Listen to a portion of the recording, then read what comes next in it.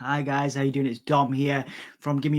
Yeah. Hopefully you're having a wonderful Friday. It's the 21st of November here in the UK. It's a good morning here. Hopefully you're having a wonderful sort of end of your week. I wanted to talk to you about the Raven Effect, Nevermore, the Raven Effect rather, starring the likes of Billy Corgan, Chris Jericho, Tommy Dreamer, RVD, Saturn, the Sandman, all talking up the career of Raven, Scott Levy. Now, Scott is a tortured genius. It is very much in the DNA of this documentary by Night School Films. It's gritty. It's not the sort of pomp and bombast that we've come to expect from a WWE documentary. It's very grungy, very much celebration of ECW. It's equal parts a Raven documentary and equal parts an ECW documentary. There's lots of celebration of the careers of Dreamer, Sandman, RVD, and the ECW cultural zeitgeist. Lots and lots of talent features in it. We get to go to cons with Raven.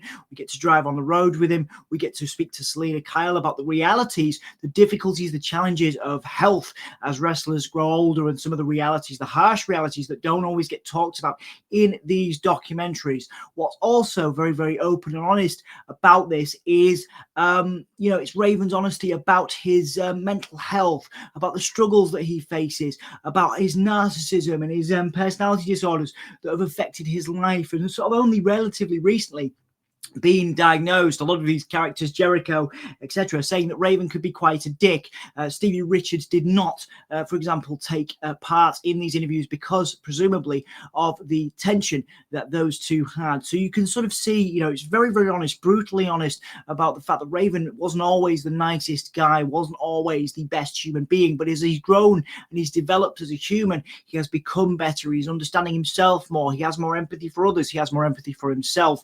And of course, his career. So we do see bits of WWE in there, little clips of WCW, lots and lots of ECW, as you can imagine, and it's to a credit to Night School Films for sort of documenting that history. What's lovely is that by the end of it, Raven is, appreciative of his career, or more appreciative of his career. What I would have liked to have seen is more TNA stuff. There was clips of TNA, but TNA don't get the credit, and they've only just recently started getting the credit, of course, with their association with WWE.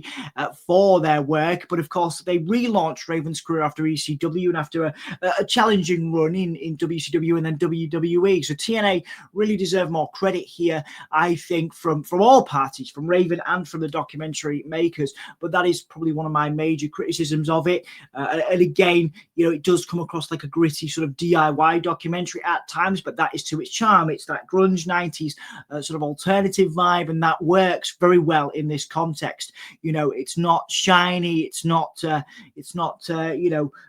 bombastic. Like I said, it is gritty, alternative, very much the root of ECW and Paul Heyman's vision, which is the point of this type of thing. So congratulations to Scott Levy, congratulations to Raven, congratulations, of course, to the honesty.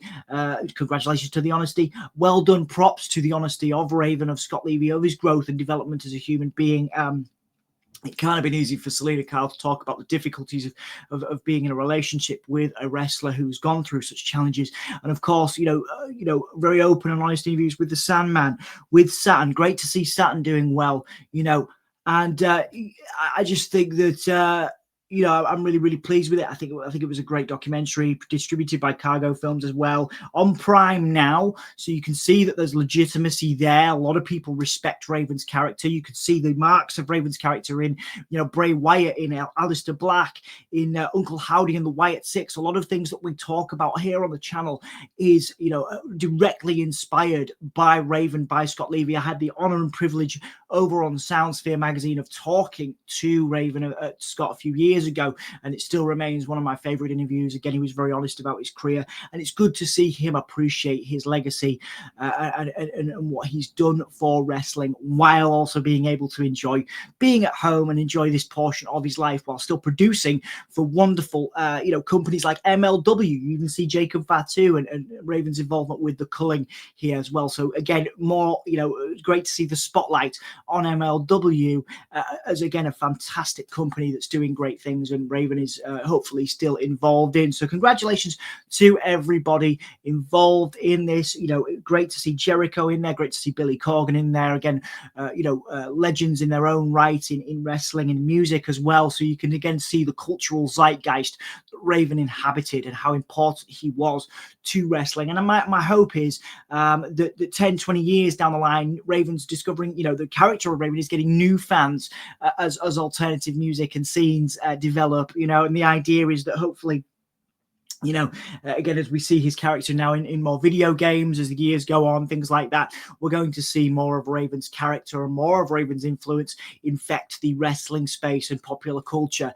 So again, congratulations, great work to everybody involved, Geordie Day and the team developing this documentary. Well done to Scott Levy for the honesty and the openness showcased here.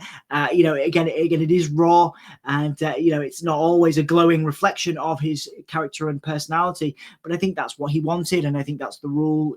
That's the rule when you're doing documentaries like this, raw and honest. And I think that's what this is. So thank you so much for watching this. We actually got a cameo from Raven a few years ago, so I'm going to put that on the end of here. This is actually my second take of this. I wanted to get names right and get contributions right. So hopefully I haven't missed anybody.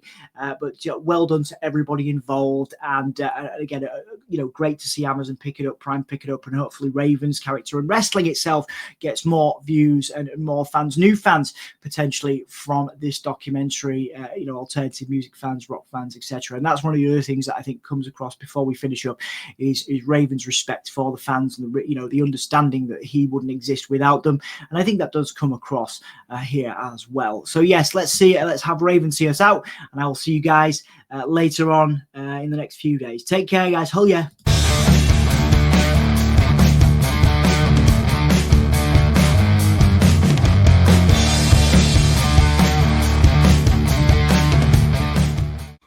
Hey, this is Raven, and thanks for listening to the Gimme a Hull Yeah Wrestling Podcast. Quote the Raven, Nevermore.